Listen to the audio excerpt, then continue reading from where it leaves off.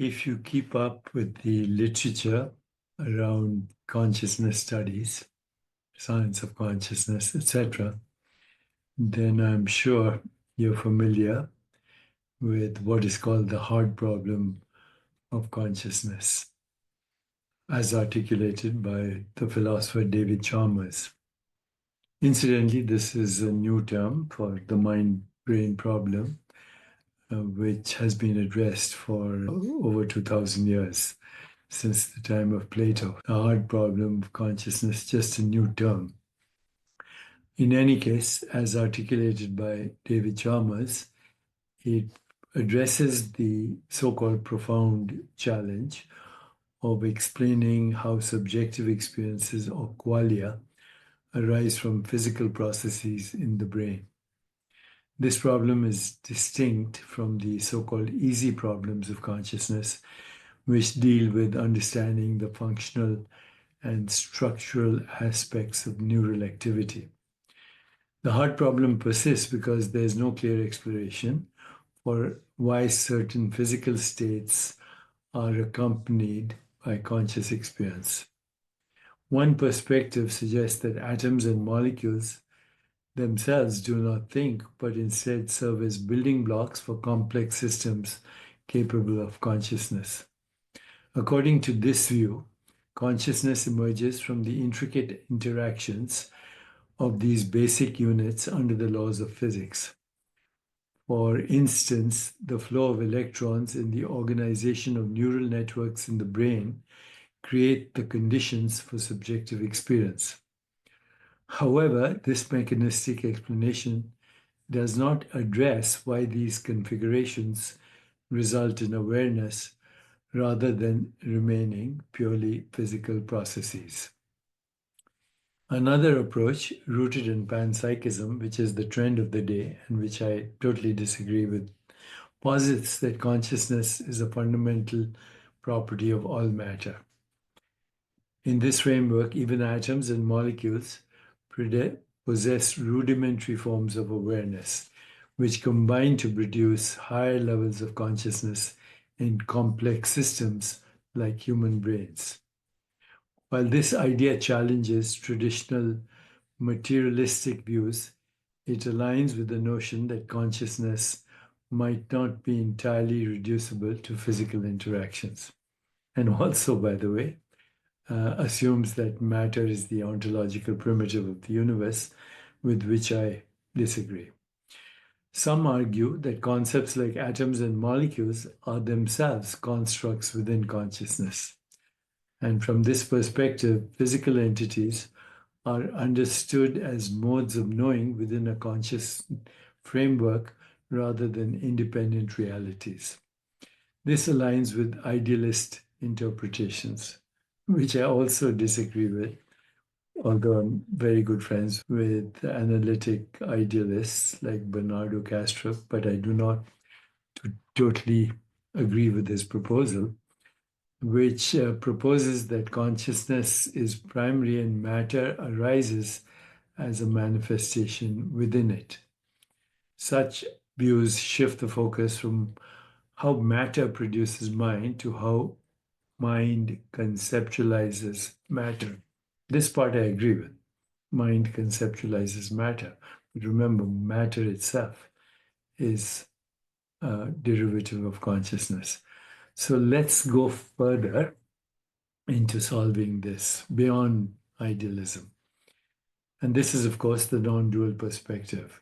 Here, consciousness is not merely a property or emergent phenomenon of so-called matter, but the fundamental reality from which all experiences, including the notions of matter, mind, and ideas, arise.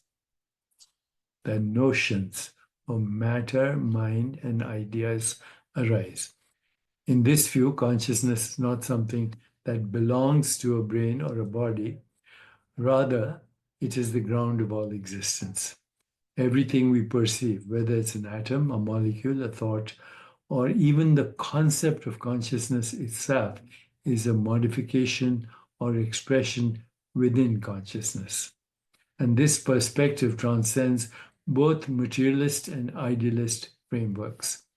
Materialism posits that consciousness emerges from physical processes, while idealism suggests that matter is dependent on consciousness.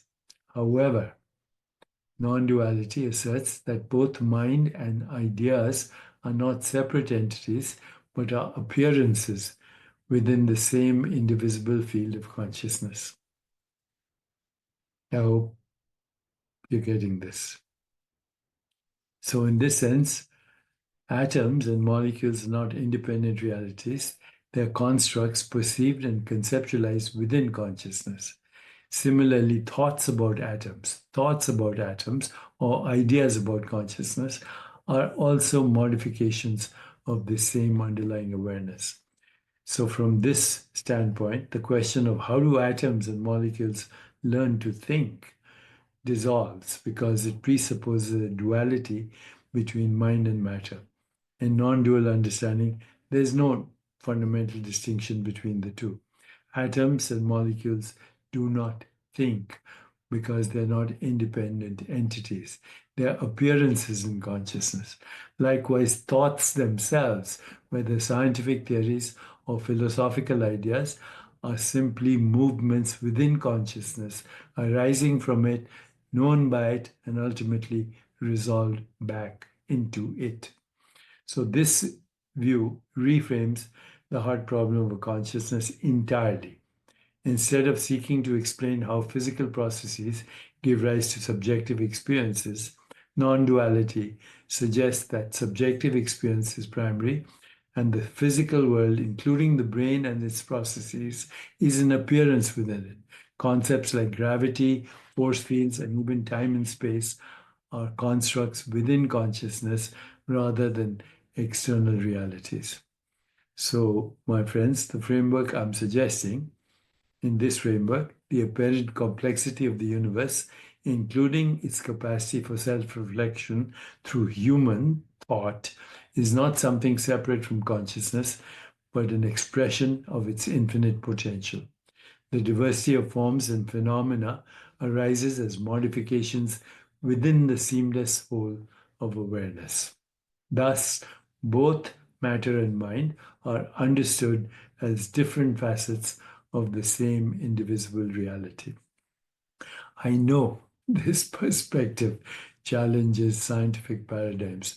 In fact, I get a lot of flack for it by suggesting that all inquiry, whether into atoms or thoughts, is ultimately an exploration within consciousness itself.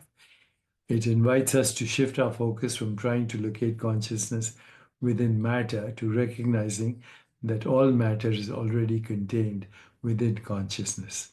In this way, non-duality, Advaita, offers a profound reorientation. Instead of seeing ourselves as isolated minds in a material universe, we come to understand that everything we know and experience is an expression of one undivided reality, consciousness itself. And you are that Tattvamasi. This is my current book, Digital Dharma, How AI Can Elevate Spiritual Intelligence and Well-Being. And if you want to continue to engage with me, go to deepakchopra.ai. And thank you for indulging me.